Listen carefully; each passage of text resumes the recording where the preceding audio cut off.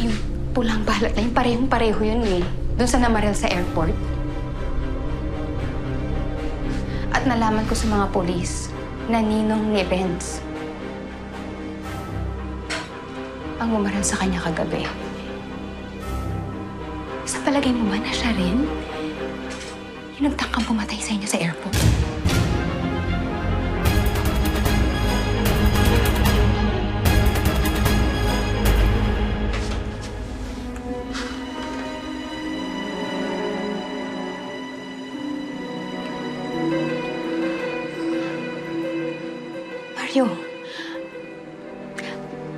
Mario, sabihin mo sa akin yung totoo.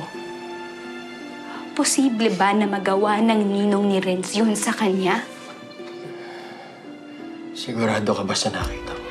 Oo. Dahil nandun kami ng anak ko nung gabing nangyari yun. Hindi rin naman nahuli yung bumaril. Sabi sa akin, kaaway daw ni tatay. Nagsismuggle daw kasi si tatay ng mga fake na produkto dati. Tapos nag-away-away sa hatian.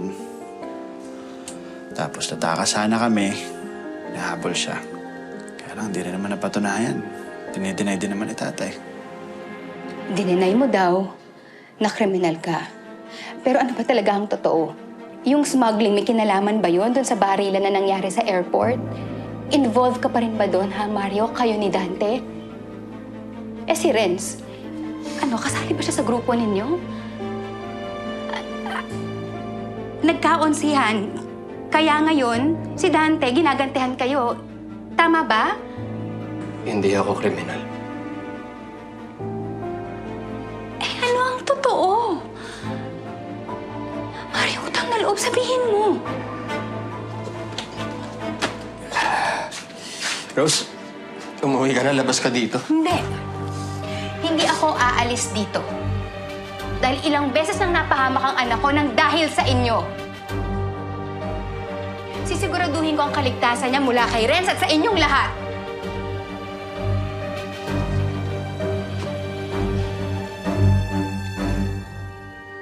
Hindi lang pala ako pinagtaksilan ng asawa ko, balak pa niya akong papatay.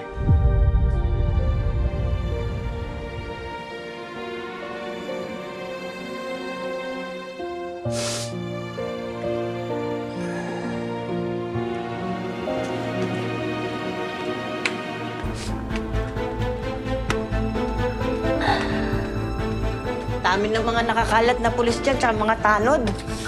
Hindi na siguro tayo madadali ni Dante. Anong ginagawa ng babae yan dito?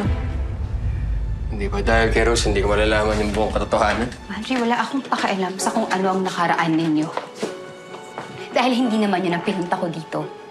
Ang ayoko lang, nanganganib ang buhay ng anak ko dahil sa gulo ng pamilya ninyo. Ano nagsasabi mo? Ganji! Ganji, tama na. Ano ba? Huwag ka na magkaila. Ano ba?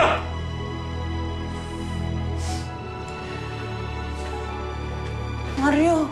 Umalis na ako eh. Nilayasan na kita, binitbit ko na si Renz, di ba? Malaya na kayo makakapagsama ni Dante kung gusto mo. Pero hindi ba yan sapat sa'yo? Kailangan mo ko ipatumba?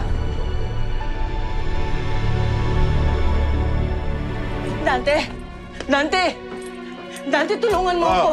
Dante, habulin mo sila sa airport. Si Mario, dinala niya si Renz! Dinala niya si Renz! Ano? Dandan!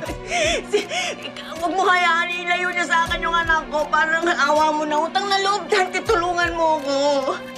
Eh, paano ko hindi bigay? Hindi pwede. Basta gawin mo lahat. Wala akong pakialam kung anong gagawin mo. Ibalik mo lang sa akin si Renz. Hindi yun ang intensyon ko, Mario. Hindi ko alam na gagawin yun ni Dante. Anong gusto ko? Magpasalamat ako sa'yo dahil hindi yun ang intensyon mo.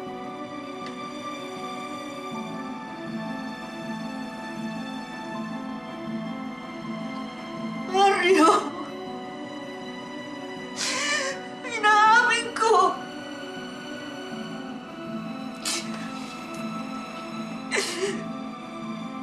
Ang tagal na akong binabalaan. Nasasabihin niya sa'yo yung tungkol namin, pero... Pero umaasa kang hindi ako maniniwala. Tama?